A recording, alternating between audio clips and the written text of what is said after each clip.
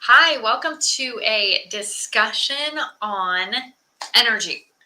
So, we've been talking this whole week on energy production, and I think I told you yesterday the reason that this is so near and dear to my heart is because that is the number one thing that I hear in my office or when I'm talking to people on the phone is that I don't have energy. And one of the things that we learned yesterday is that there are some major ingredients that are necessary in this recipe, if you will, to make energy, and we do that inside the mitochondria, and we need some different inputs or building blocks. So it's like ingredients in a recipe to be able to turn the wheel to produce energy, and the form is ATP of energy that we produce, and it actually requires a lot of things, and we could completely nerd out and talk about them all, but I wanted to bring you the four main ingredients this week that are super important, and they're also deficient in a lot of people. So I think when you listen to this and you hear this, you're going to be like,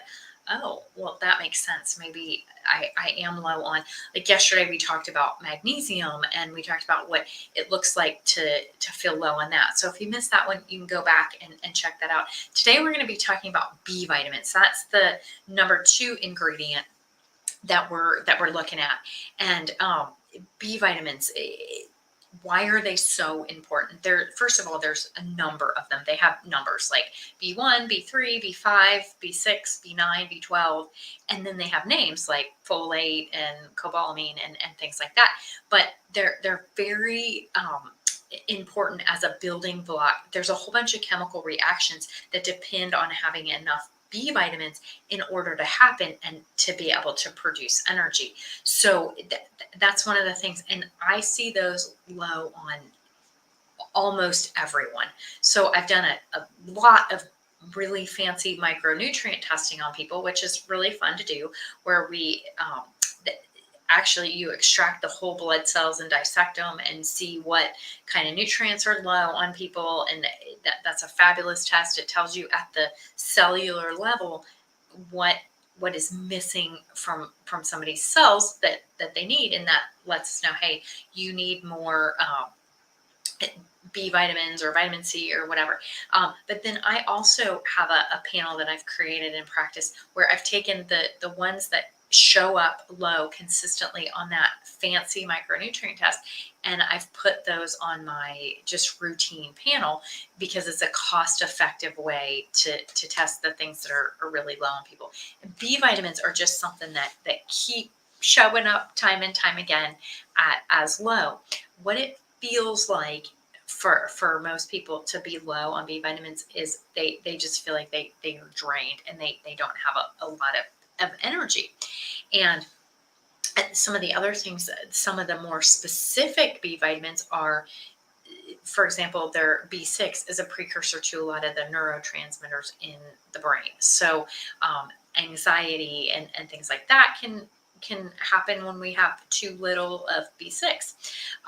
B12, if you're low on that, you can have neuropathy and tingling and things like that in the extremities, so like down the legs or in the arms and stuff like that. So those are kind of the symptoms of what low B vitamins feel like. Now, the other thing you might be thinking is, well, if I'm low, I'm just going to run out and I'm going to grab some B vitamins. And they're in a whole bunch of these energy drinks, and I'll just grab a B complex off the shelf at Walmart and we'll call it good. Well, check the form of those B vitamins too, because they're not all created equal. The cheaper forms are synthetic, and they're not as easily broken down by a lot of people. That would be like folic acid is that form of folate, for example. And so there are better forms. They are what's called methylated B vitamins. So you want to look for ingredients when you're looking for a B vitamin that says tetramethyl hydrofolate, for example. That's in what I use, or methylfolate, or methylcobalamin is methylated B12, and things like that. So you want to be making sure you're getting enough B vitamins in your food, and if you need a supplement, that you're supplementing with the right form of the vitamin that's actually going to work. So what foods are good for B vitamins? Well, we've got a couple different vitamins and a couple of different foods to talk about. So in the B12 arena, animal products are really important. It is really hard if you are not consuming animal proteins to get what you need in terms of B12. So just know that if you're a vegan or you're a vegetarian or something like that, you probably are going to be one of those people that needs to supplement for sure with a good B12.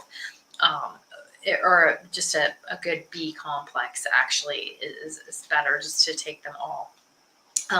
And then for in terms of like folate and that form of B vitamins, the B9, you're going to want leafy green stuff. So leafy green stuff is good for almost everything. So anyway, eat your greens, eat some meat, and if you need a supplement, make sure you're taking a good methylated B complex, because then you will have, that's one of those 4 ingredients that we're talking about to be able to make that energy in the energy production cycle. One of the supplements I've been talking about all week is called MitoCore, and I use it as an energy support multivitamin, and I love this supplement. Almost everybody that I work with ends up getting this recommendation for me. It's what I take myself. It has lots of methylated B vitamins. It has magnesium, and then we're also going to talk about 2 other ingredients that it has in there too, so that you'll know that you have the building blocks to support good mitochondrial health and function and be able to create that energy. Okay, well, thanks for watching. That's a little discussion on energy, and I hope you learned something today. We will talk about 2 of the other ingredients throughout the rest of the week, so stay tuned for that.